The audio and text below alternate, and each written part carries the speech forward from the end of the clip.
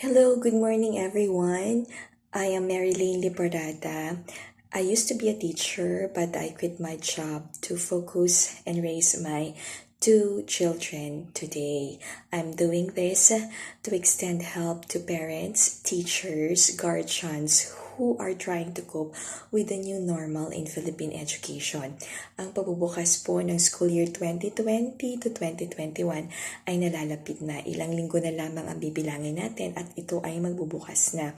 Kaya naisip ko po na mainam na mag-share ng kaunting kaalaman paano natin gagawin ang new normal sa education. So, sinasabi po ng Department of Education, meron tayong dalawang modes of learning na pwedeng mapili. Ito ay ang online at ang modular. Okay, so ano nga po ba yung mga tips na pwede natin gawin para yung mga estudyante natin sa bahay ay talagang matututo? Okay, so ang number one tip ko po dito ay dapat lumikha po tayo ng classroom ambience sa bahay. Ito po ay pagsiset ng mind ng mga estudyante natin sa bahay na sila ay mag-aaral pa din. Yun nga lang, nasa bahay. So, paano po ito? Dapat po mayroon tayong certain place, specific place sa bahay kung saan gagawin natin siyang classroom. Hindi naman po ito kailangang kwarto. Hindi rin naman po kailangan malaking space. Basta magtalaga lang po tayo ng space na pwede nating sabihin na ito ang iyong bagong classroom. So, pwede po na tayong maglagay ng mga decorations along the wall to stimulate learning. So, ito po yung mga para sa mga kindergarten, sa mga elementary, magpa-skill po tayo ng mga ABC chart. Pwede rin po tayong gumawa nito. Kasi kaming mga teachers, pinapagawa naman kami, nagka-cut out kami ng mga letters. Pwede natin itong gawin in preparation for August 24. So, kailangan visually appealing po siya sa mata ng mga estudyante natin para maramdaman nila na nasa eskwelahan pa rin ako at kailangan kong matuto. Pangalawa po, kung maaari at kaya natin, pagsuotin po natin sila ng school uniform. Sa mga private schools po, ang alam ko, nire-require nila yung mga estudyante nila na magsuot ng school uniform kapag a-attend ng online class. Pero dahil may mga, sa public school, may mga pumipili ng modular, pilitin pa rin po natin silang pagsuotin ng school uniform habang sila nagsasagot ng modules nila. Bakit? Kasi po, ang pagtingin natin sa sarili natin ay nakaka-apekto ng performance natin. So, kung dadamitan natin ng uniforme ang ating mga anak, nakakadagdag po ito ng kanilang pagkaunawa na nag-aaral pa rin ako. So, kailangan kong sundin si mama sa bahay at gawin at tapusin ang dapat kong sagutan sa module na ito. So, nakakatulong po yun mag-condition ng kanilang isip na kailangan nilang sumunod para hindi rin po tayo mahihirapan. So, yan po yung mga unang tip. Mag-create po tayo ng classroom ambience. Pangalawa po, mag-set po tayo ng routine schedule at kailangan po ito ay nakasabay sa routine schedule natin sa bahay. Okay, bakit ito mahalaga? Kailangan na tahimik ang kapaligiran habang nag-aaral ang ating mga anak. Iwasan nating mag-create ng unnecessary noise. Halimbawa, nag-aaral si anak, may nagluluto sa kusina, may nanonood ng TV. Dapat iwasan po natin yon. Kaya sinasabi ko po na kung ano yung schedule sa online class, sabayan po natin. Sa mga magtitake naman po ng modular, maglaan po tayo ng oras sa bahay na ganitong oras, alas 10 hanggang alas 11:30 o alas 12 magsasagot ka ng module mo. Okay? Depende po yan kung gaano kadami yung module na kailangan sagutin ng mga anak natin o kung gaano kahaba yung online school ng anak natin. Okay, next po is part ng routine schedule dapat natin bago sila papasukan sa mga online class ay naihanda na po natin yung mga gamit nila. So, for online classes, I strongly suggest that before you let your child attend their online classes, you have taken speed test.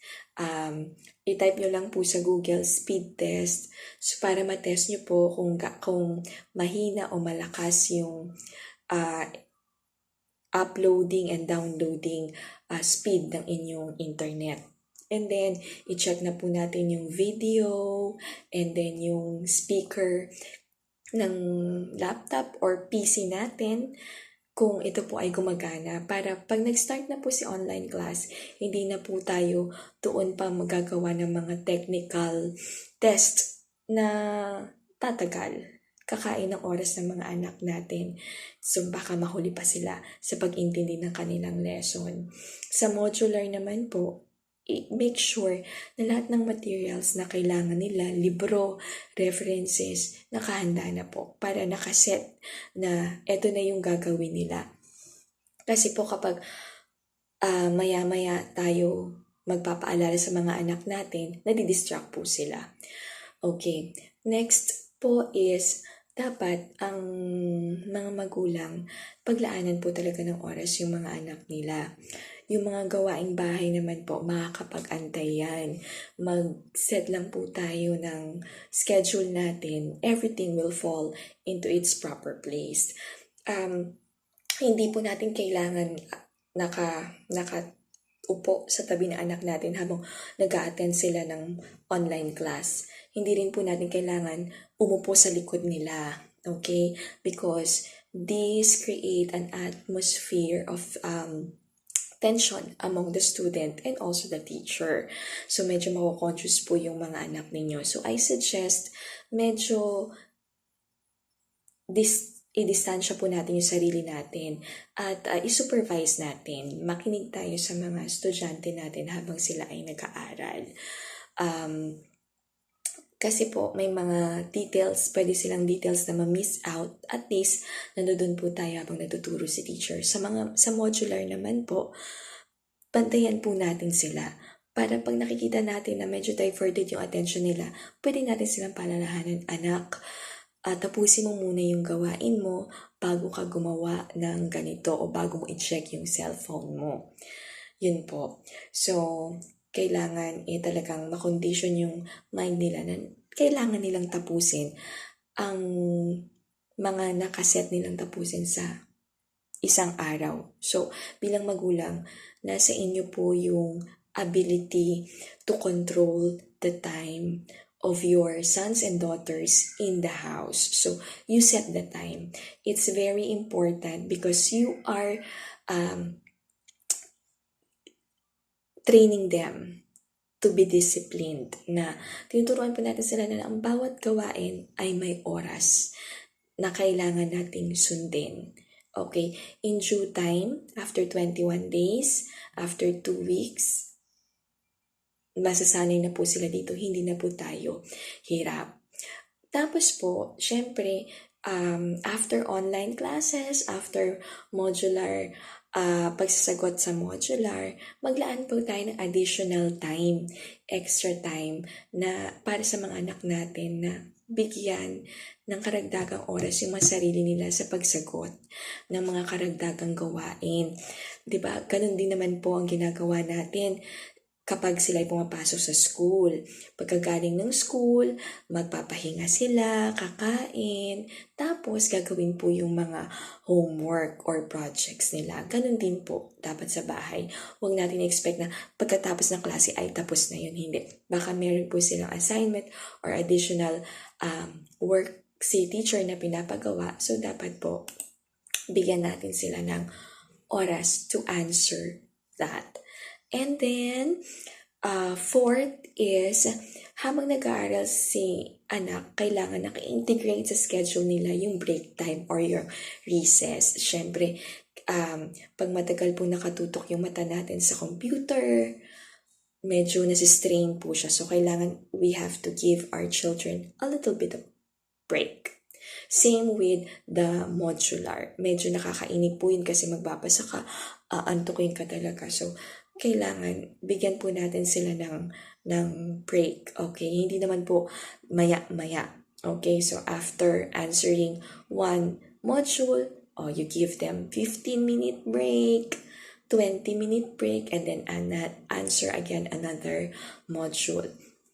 And then, reward system po. Okay, diba, yung una-una ko pong tip is, gumawa tayo ng classroom ambience. Lagyan natin ng decoration, yung wall, kung saan nakalagay yung desk, nakaposition yung desk ng anak natin to stimulate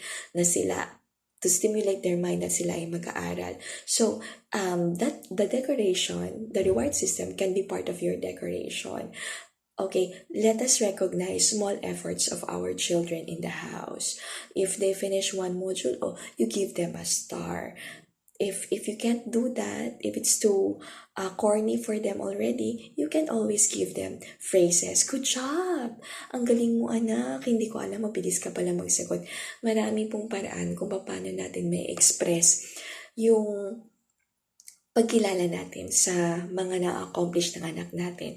In this sense, they will be motivated to do more, to exert more effort. And then, lastly po, is kailangan nating habaan yung pasensya natin sa mga anak natin. Okay? Kailangan po, alam natin bilang magulang, ano yung mga bagay na ginagawa nila na nakaka-trigger ng pagkairita natin. At kapag nakita na po natin to, alam natin to, matututunan po natin sa sarili natin na pigilan ang sarili natin na magalit at habaan ang pasensya. Katulad po ng sinasabi ng marami, tayo po ay nasa gitna ng pandemya at ang kailangan natin ay magtulungan. So, tulungan din po natin yung mga anak natin sa loob ng bahay. Kailangan po habaan natin ang pasensya natin. So, sa may mga katanungan po, mag-comment lang po kayo ng mga tanong or suggestion ninyo kung may madadagdag pa po kayo para po makatulong rin sa ibang mga nanay. And then, pwede po rin kayong magtanong sa akin. I-direct message nyo na lang po ako. Ako po ay isang English teacher. So, kung nahihirapan yung mga estudyante ninyo sa kanilang lesson, pwede po kayong mag-direct message.